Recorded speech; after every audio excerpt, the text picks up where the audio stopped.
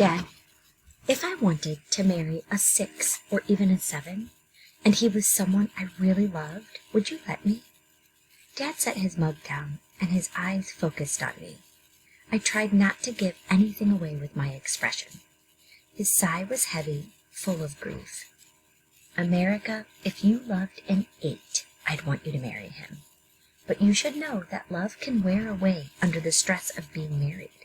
Someone you think you love now, you might start to hate when he couldn't provide for you. And if you couldn't take care of your children, it'd be even worse. Love doesn't always survive under those types of circumstances. Dad rested his hand on top of mine, drawing my eyes up to his. I tried to hide my worry. But no matter what, I want you to be loved. You deserve to be loved. And I hope you get to marry for love and not a number. He couldn't say what I wanted to know, that I would get to marry for love and not a number. But it was the best I could hope for. Thanks, Dad. Go easy on your mother. She's trying to do the right thing. He kissed my head and went off to work. I sighed and went back to filling out the application. The whole thing made me feel like my family didn't think I had any right to hold something of my own. It bothered me. But I knew I couldn't hold it against them in the long run. We couldn't afford the luxury of wants. We had needs. I took my finished application and went to find Mom in the backyard. She sat there, stitching up a hem as May did her schoolwork in the shade of the treehouse. Aspen used to complain about the strict teachers in the public schools. I seriously doubted any of them could keep up with Mom. It was summer, for goodness sake.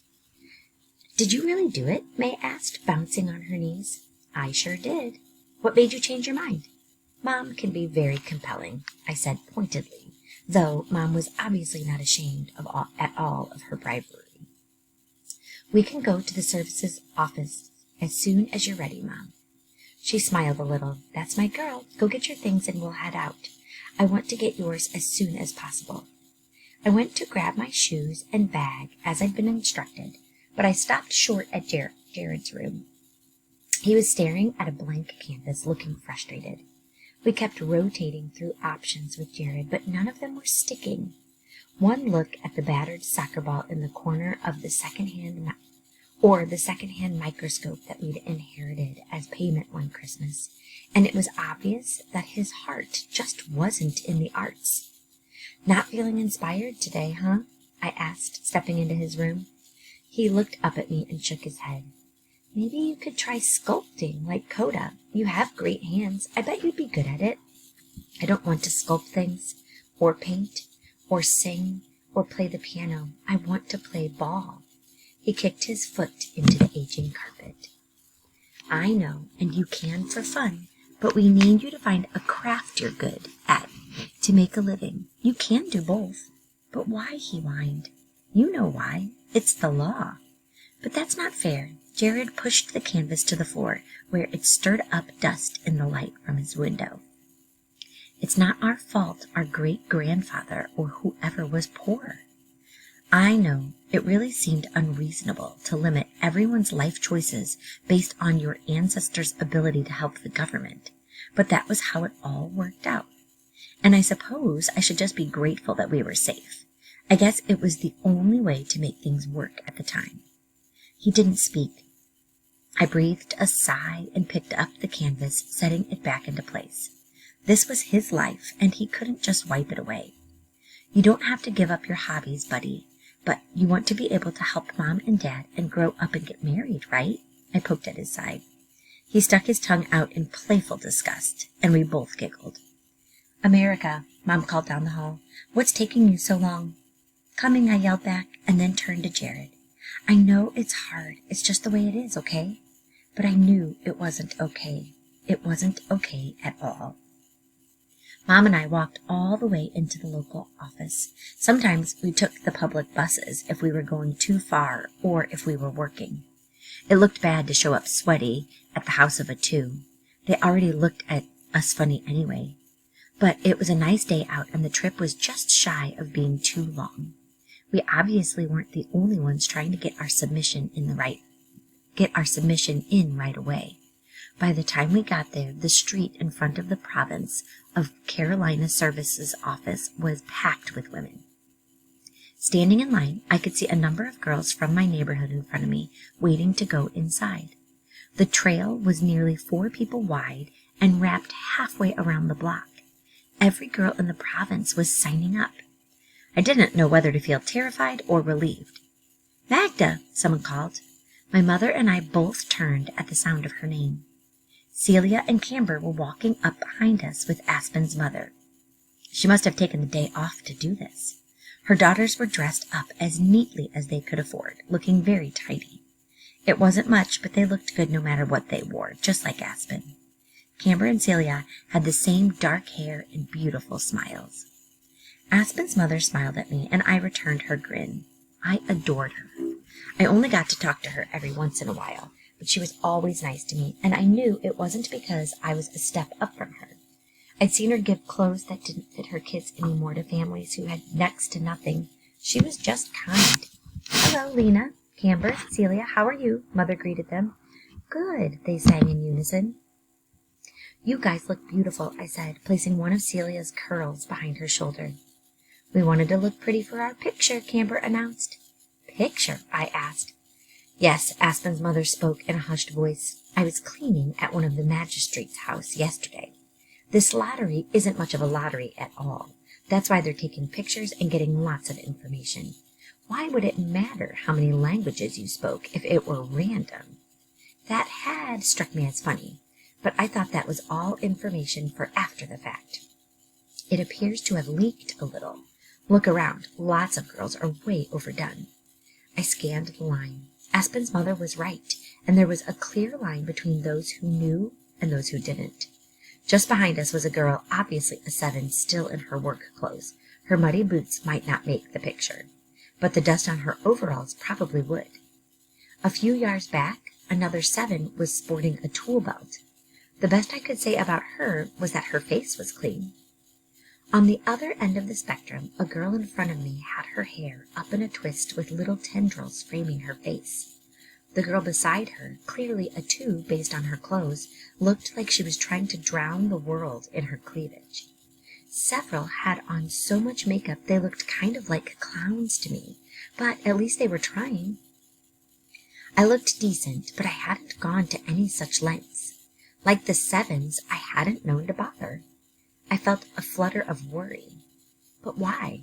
I stopped myself and rearranged my thoughts. I didn't want this. If I wasn't pretty enough, surely that was a good thing. I would at least be a notch below Aspen's sisters. They were naturally beautiful and looked even lovelier with little hints of makeup. If Camber or Celia won, Aspen's whole family would be elevated.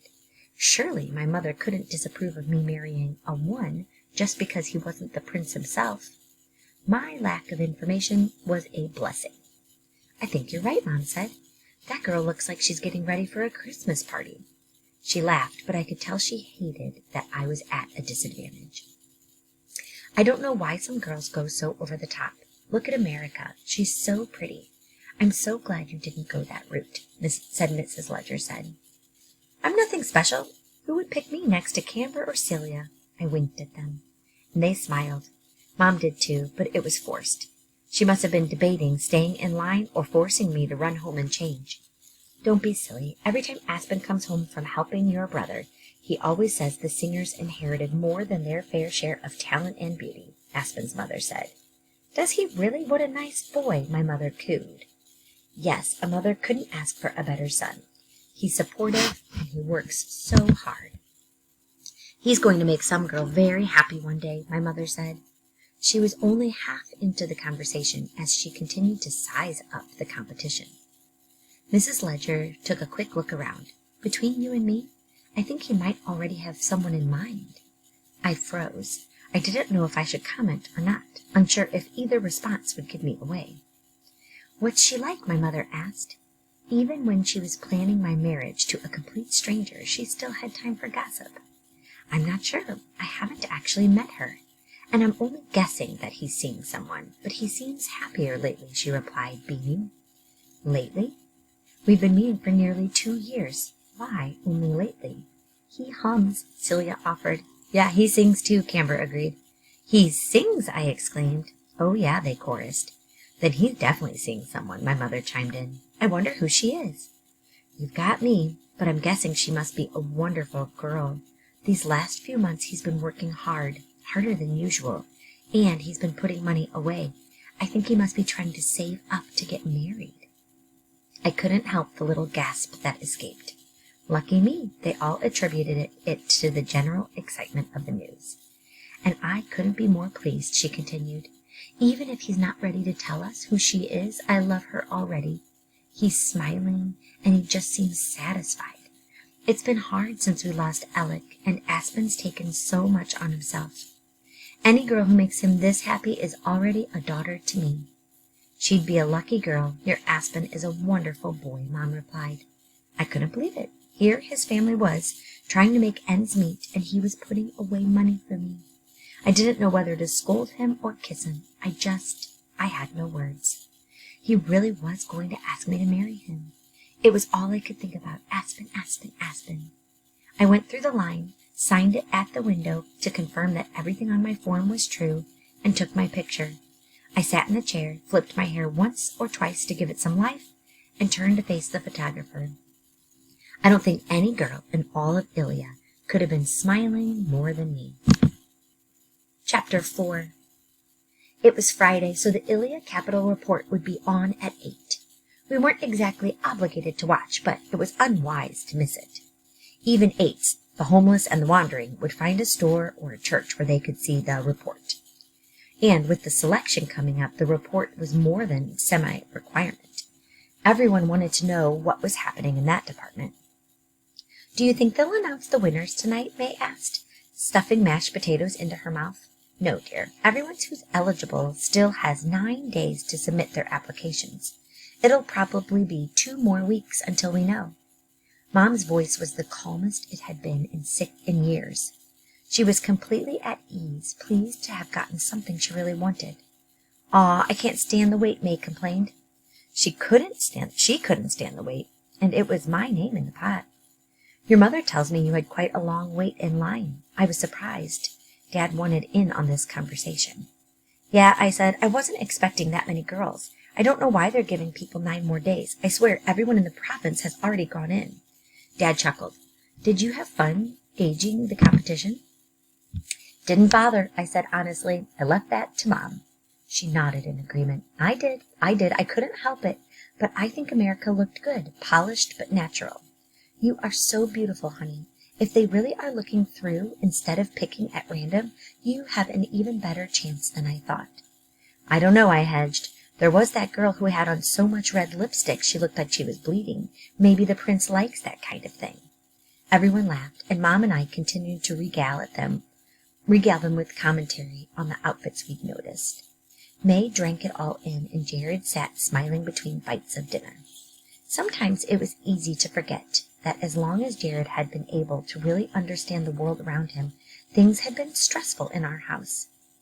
At 8, we all piled into the living room, Dad in his chair, May next to Mom on the couch, with Jared in her lap, and me on the floor all stretched out, and turned the TV to the public access channel. It was the one channel that you didn't have to pay to have, so even the 8s could get it if they had a TV.